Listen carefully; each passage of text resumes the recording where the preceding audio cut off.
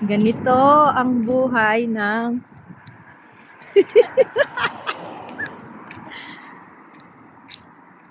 buhay ng naglalakad.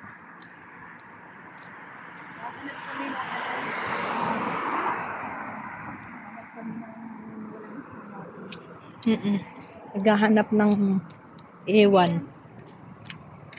Tuloy mo lang. Ay, yung karugtong po to dito. Malaki din. Ang laki. Oo. Parang pa ganun din tao, te. Paikot. I-drive mo na to. Oo, kaya ko dyan. Mataas nga lang. Oo. Kumuha kaya ako bagong motor. Pwede. Kaya yan.